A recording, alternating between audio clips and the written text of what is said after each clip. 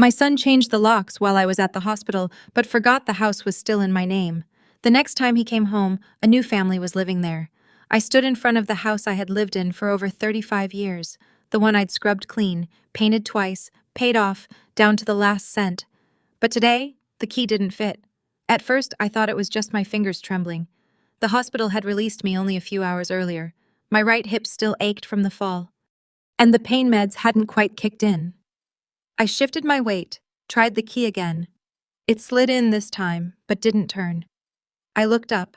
The doorknob was different, shinier. The old one had a little scratch from when Daniel, my son, tried to carve his name into it with a house key when he was 7. That scar was gone now. This handle had no memory. I rang the bell.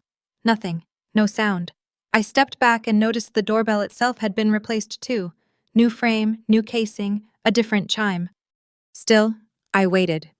The sun was hot above me. The concrete under my feet cracked from too many summers. I pressed the doorbell again, holding my breath like I had so many times before when Daniel was little, hoping he'd come running, grinning, calling Mom. This time, the door didn't open. So I called his cell. The screen glowed. Daniel Mobile. He answered on the third ring. "Hello, Daniel," I said, trying to steady my voice.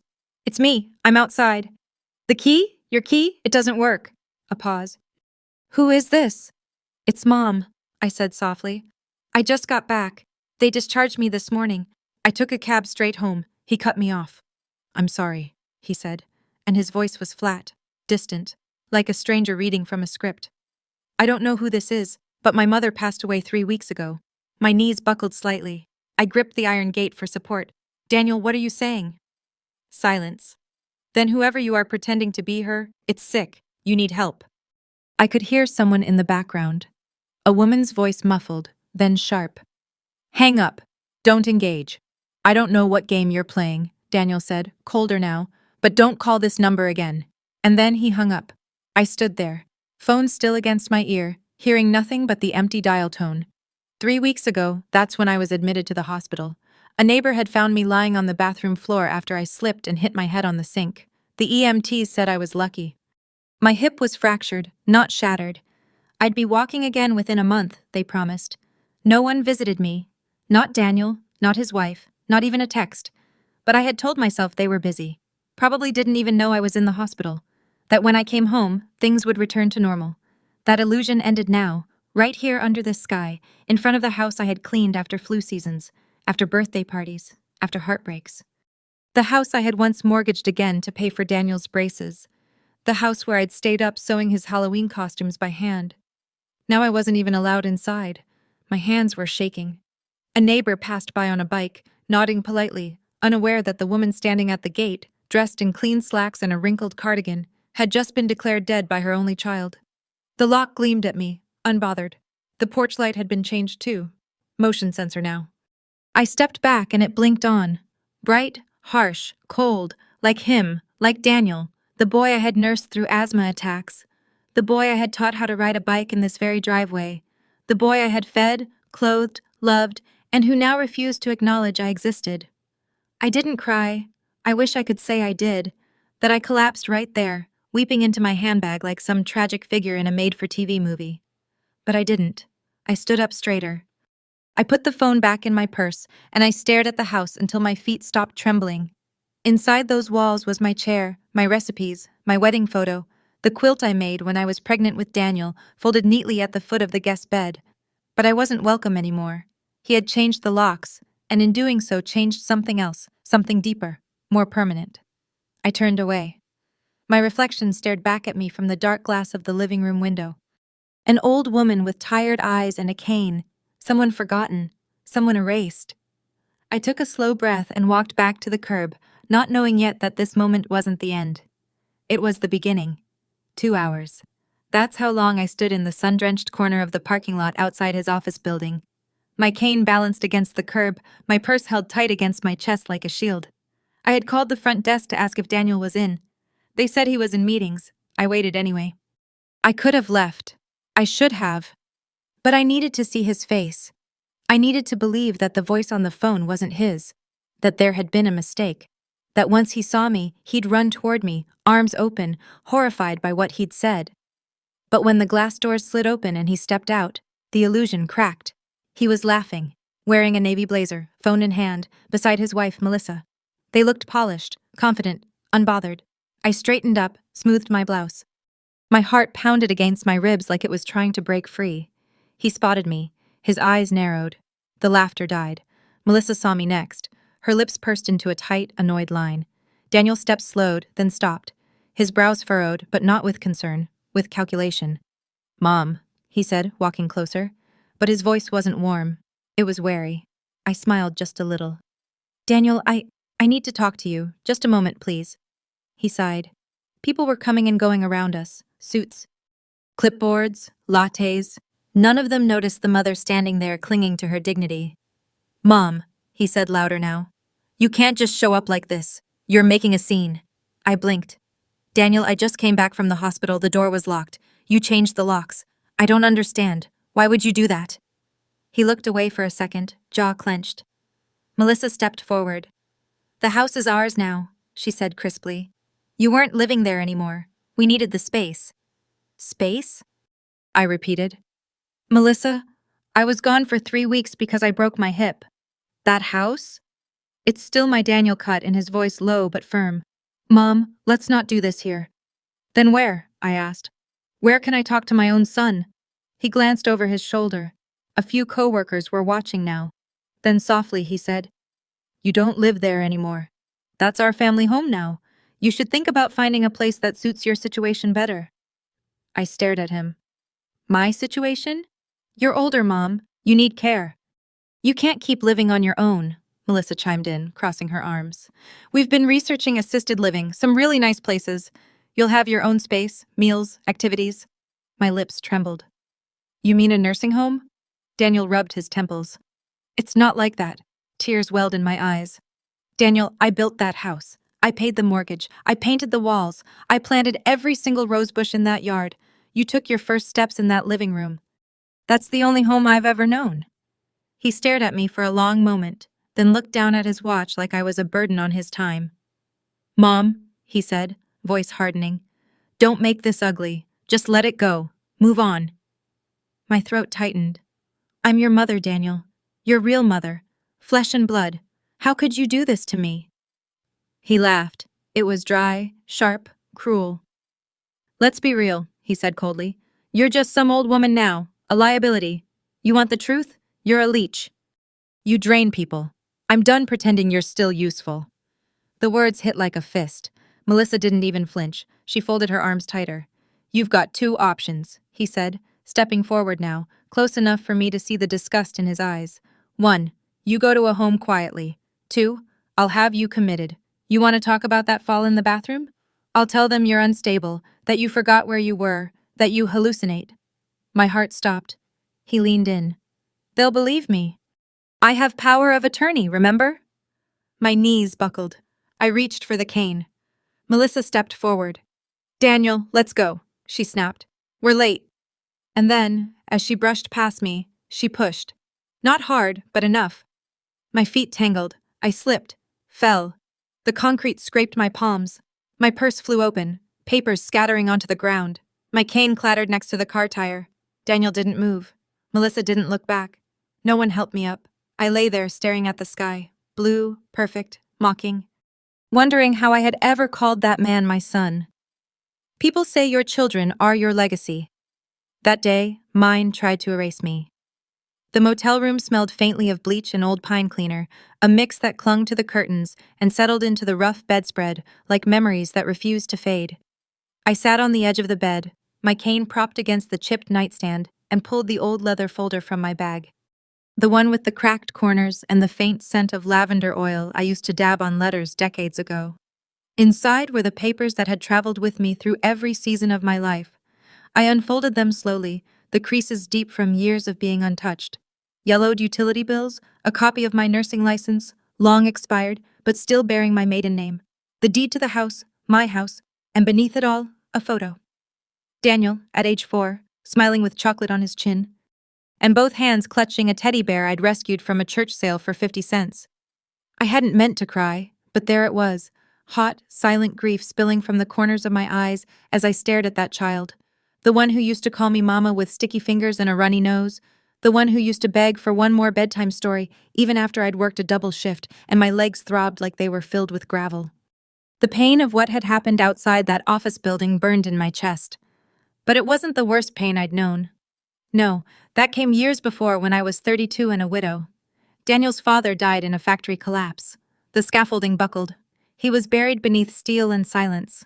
They brought me his wedding ring in a plastic bag and told me he hadn't felt a thing. They didn't know what came after. A mortgage I couldn't afford. A toddler who didn't understand death. And a future that shrank like cold fabric in the wash.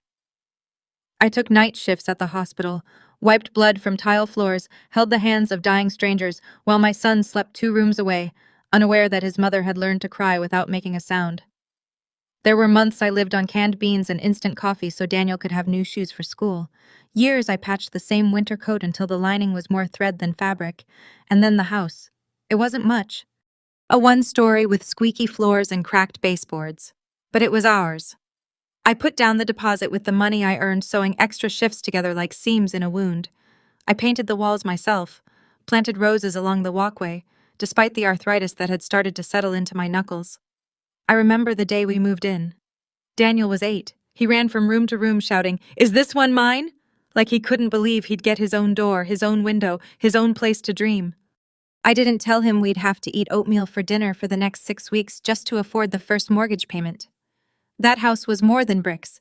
It was a promise, a testament, a shrine to everything I'd survived. When Daniel graduated high school, we took a photo on the front porch. I wore a blue dress I'd found on sale, and he wore the same crooked tie he'd worn to his first dance.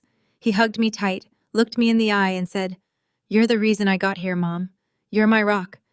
My heart, this house. It's because of you." I believed him. Even on his wedding day, when Melissa's family took every front row seat and left me in the 3rd row beside the punch bowl. I still told myself it was love, that he was just overwhelmed, that he'd come back to me. I held on to that belief like a candle in the wind until he changed the locks, until he told the world I was dead, until he watched me fall and didn't lift a finger. I stared at the folder in my lap, at the deed with my name on it, and wondered how something that felt so permanent could become so fragile. How a son who once ran to me crying when he scraped his knee now looked at me like I was a burden too heavy to carry. How a woman who gave everything could become invisible. 30 years of silence, of sacrifice, of saying yes when I should have said no.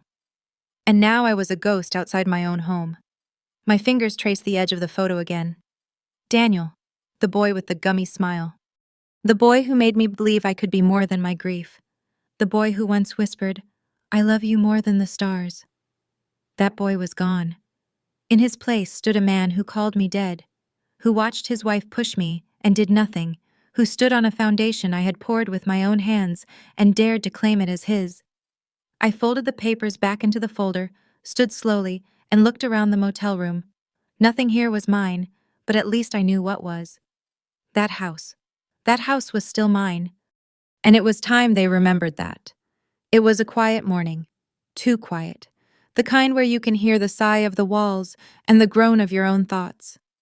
I stood in front of the small fireproof box I had dragged out from the bottom of the motel closet, my fingers trembling, not from age, but from purpose. The key was still tucked inside the lining of my purse, the same purse I'd carried to every hospital shift, every PTA meeting, every funeral and graduation. I turned the lock slowly. Let the click echo in the room like a drumbeat. Inside, beneath a stack of expired IDs and my wedding ring wrapped in velvet, was the red folder, the deed, my name in ink that had not faded. Margaret Langley, sole proprietor. No sign nods, no transfers, no trusts. The house, the one I had bled for, sacrificed for, built a life inside, was still mine legally, entirely. I sat down at the tiny motel desk, the one with the chipped edge and the fake wood grain, and I opened my laptop. I hadn't used it since before the fall, but the muscle memory was still there. Username, password, login. I searched for the name I remembered from years ago, Kelsey Tranesk. She had been a bright young paralegal, fresh out of school when I met her. Her grandmother had been one of my patients. Back then, she'd brought me tea during overnight shifts. Now she was a practicing attorney with her own small office downtown. I sent her a message with a subject line that read, "Urgent property rights." She called within the hour. "Miss Langley," she asked, voice still calm and warm, "is everything all right?" I told her everything. Not all the feelings, not yet, but the facts. She didn't gasp. She didn't say, "How could a son do that?" She just asked for the address, the dates, the paperwork, and then she said, "Come in tomorrow. We'll fix this." The next day, I walked into her office with the red folder under my arm. She looked older, yes, but still sharp. Still kind. She reviewed the deed, scanned the title records, and looked up at me. "Margaret, the house is yours," she said. "Every legal document confirms it. There's no transfer, no co-ownership, no lien. If he changed the locks and claimed possession, he committed unlawful occupation. We can file for immediate action." I nodded slowly. "I want the locks changed," I said. "I want a new tenant." She tilted her head. "Are you sure?" "Yes," I replied. "I'm not going back there to live. But I won't let him take what isn't his." She drew up the paperwork that day. First, the termination of any prior powers of attorney. Then, a cease and desist letter, a formal notice of property reclamation. And finally, my favorite part, a public rental listing. Charming 3-bedroom home available immediately for rent. Quiet neighborhood, ideal for respectful family-minded tenants. Preference given to single parents or multi-generational households. Must appreciate rose gardens. Kelsey smiled when she read it back to me. "Anyone in mind?" "Someone who still knows what a home is," I said. "Not just a place to sleep or decorate, but a place you honor." That afternoon, the papers were filed with the city. The letters were couriered to Daniel's workplace and his last known address. Within 72 hours, my locks would be replaced, the house would be legally reclaimed, and Daniel, he would be served. I sat in Kelsey's office long after the documents were signed, staring out the window at the courthouse across the street. My reflection looked back at me. Older, yes, but no longer trembling. There was steel in my shoulders again. He thought I'd fade, that I'd shrink in shame and shuffle into the shadows. But he forgot one thing. That house wasn't his inheritance. It was my backbone. It had held me through winters with no heat, summers with no air conditioning, nights with no sleep. It had held my grief, my pride, my son's laughter. And now it would hold justice. And I was no longer asking to be let back in. I was taking back the keys. It was a warm Sunday afternoon, the kind that smelled faintly of cut grass and distant barbecue smoke, the kind of day that once meant lemonade on the porch, crossword puzzles in the shade, and Daniel's laughter echoing down the hallway. But not this Sunday. This Sunday, Daniel came home and found it no longer was.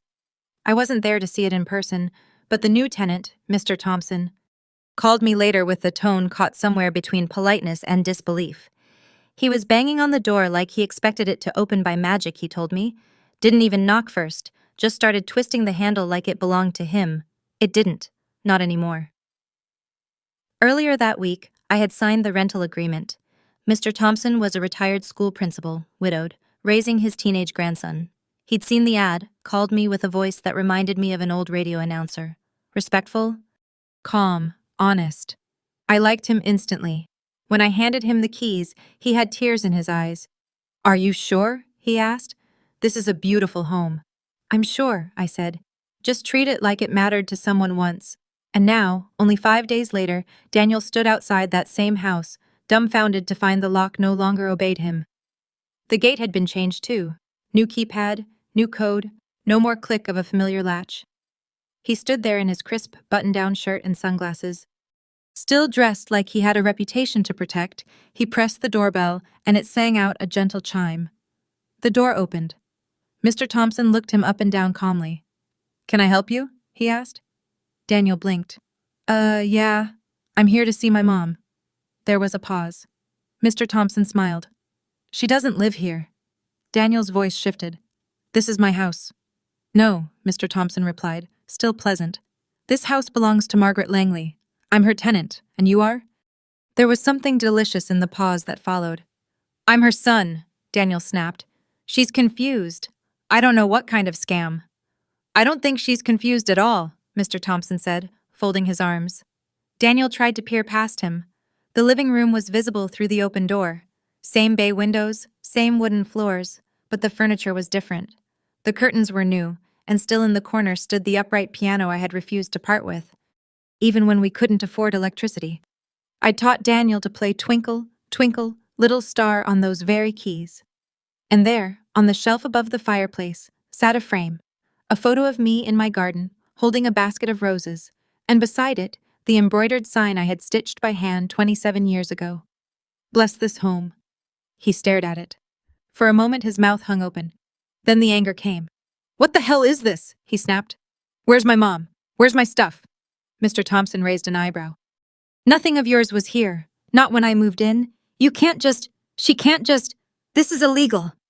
Mr. Thompson stepped outside now, closing the door gently behind him. Son, he said with a voice that didn't rise, you may want to talk to a lawyer before you start shouting on someone else's porch. Daniel fumed.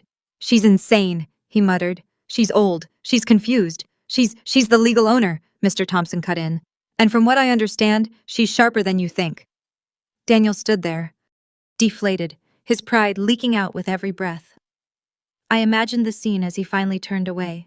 No key to twist, no door to push open, no welcome waiting on the other side, just the sound of his own footsteps echoing on the sidewalk that used to lead him home. But now it led nowhere. And inside, a new family was settling in. A man who watered the roses, a grandson who played the same piano Daniel once had, a house that still whispered memories, but to someone who listened. That evening, I sat in my small apartment with a cup of tea and my feet tucked beneath an old quilt. My phone buzzed once. A message from Daniel. Went by the house. What the hell is going on, Mom? I didn't reply. Not because I was angry, but because I didn't owe him an answer. He had made his decision the day he changed the locks. Today, I simply returned the favor. The first message came at 6:42. I saw the screen light up beside my bed before I even opened my eyes. I didn't need to read the name. I knew who it was. Mom, I'm sorry. I stared at the words for a moment, thumb hovering over the screen, then set the phone back down. No reply. By noon, there were 3 more. I didn't know the house was still in your name. We thought the paperwork was already switched over. It was Melissa's idea. She pushed for it. I just went along with it. Blame scattered and vague like a child spilling a glass of milk and pointing at the wind. I sat at the window with my tea, watching a pigeon hop along the edge of the courtyard. It pecked at crumbs and twitched at shadows. I thought about how many times I had watched Daniel do the same as a boy, dart from corner to corner of our kitchen, tugging on my apron, asking for, just one more cookie, Mom, please. That boy was gone. By evening, my phone buzzed again. We're having a hard time. Okay, Melissa's job isn't stable. Rent is high. The baby's been sick. We need that house. There it was. Need. Not love. Not remorse. Not how are you. Just need. I placed the phone face down and returned to my crossword puzzle. 6 letters, starts with V, means unspoken pain. I smiled. Vacant. Fitting. 2 days later, a bouquet arrived at my door. White lies. My least favorite flower. To Ariel. Too self-important. No note. No name. I left it outside. By dusk, the petals began to brown. The next message was longer. 7 lines in total. I was scared. You being in the hospital? It shook me. I didn't know if you'd make it. Melissa thought it would be better to move on. We didn't mean to hurt you. Please, can we talk? Please, Mom. I read it twice, then deleted it. My silence wasn't cruelty. It was clarity. For years, I had answered every call, every favor, every half-hearted invitation. I had shown up to baby showers, mailed checks on birthdays, pretended not to notice when they seated me at the far table, or forgot to list my name on the announcement. I had excused and absorbed and swallowed more than any heart should have to. And still, when I lay in a hospital bed alone, he didn't come. But now that the locks had changed for him, now that someone else stood where he thought he'd plant his flag, now he remembered my number. I didn't reply to the 7th message either. I let the bouquet rot on the welcome mat of someone else's house. I brewed tea with honey, curled beneath my quilt, and read a novel with no mother character. Just a woman, whole, flawed, free. At some point that night, my phone buzzed one last time. Tell me what I need to do to fix this. But there are some things silence answers better than words. And some wounds that close, not because they were mended, but because they were no longer open. He came on a Tuesday. The knock was hesitant. 3 short taps followed by silence. not the kind of knock Daniel used to make as a boy when he forgot his keys, and knew I'd be waiting just behind the door with a smile and a towel for his wet hair. This knock was older, heavier, ashamed. I opened the door and there he stood, my son, hands in his pockets, shirt wrinkled, hair uncombed. He looked like someone who hadn't been sleeping well. Not that I asked. "Mom," he said, eyes downcast. "Can I come in?" I didn't move, didn't answer. He took that as permission and stepped inside. My apartment wasn't much. A simple 2-room space with secondhand furniture, thrift store curtains, and a tea kettle that sang when it boiled. But it was mine. Every item had been chosen because it comforted me, not because it fit someone else's taste. He looked around like he was seeing me for the first time. "This place is," he trailed off. "Small, modest, beneath you." He didn't finish. Instead, he sat down at the edge of the armchair like a man waiting in a clinic. Back straight, eyes tired, words rehearsed. "Melissa doesn't know I'm here," he said. I raised an eyebrow. "She doesn't know I changed the locks," he added. "She thought you gave us the house." I let her believe that. "Of course he did." He leaned forward, elbows on knees. "I panicked," he said. "You were in the hospital and I thought, what if you didn't make it? We'd be stuck. No will, no deed, no plan. She was pressing me. I was scared. Scared. That was the word he chose. Not cruel, not selfish, just scared." He looked up at me, waiting for something. Pity, maybe a softening. Instead, I walked to the drawer by the kitchen and pulled out a single sheet of paper. I handed it to him. He stared at it. His face changed. It was a photocopy of the 5-year lease I'd signed with Mr. Thompson. Dates, terms, initials, everything legal and binding. "Effective immediately," I said softly. "The house is no longer available for family use." He blinked. "So that's it? That's it?" He looked down again, jaw clenching.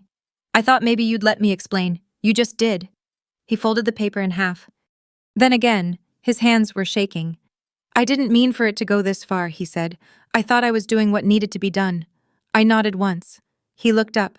That's all he asked. I met his gaze. My voice was calm, steady. "You said at once I told him that I was your home, that everything you were started with me." He didn't deny it. "Well," I continued, "you've made your own home now, one where I don't belong. And that's fine, but you don't get to come back just because it's convenient." He opened his mouth, closed it. I walked to the door. He stood slowly, as if the weight of his choices had finally caught up with him. At the threshold, he turned. "You're really not going to forgive me." I didn't smile, didn't frown. "I already have," I said. "But that doesn't mean I'm coming back." He nodded. "Just once, a small, resigned motion, the kind people make when they realize the fight is over and they lost." He stepped outside, paused. Then I said it, quiet but clear.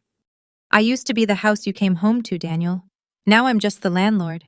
And then I closed the door, not in anger, not in hate, but in peace.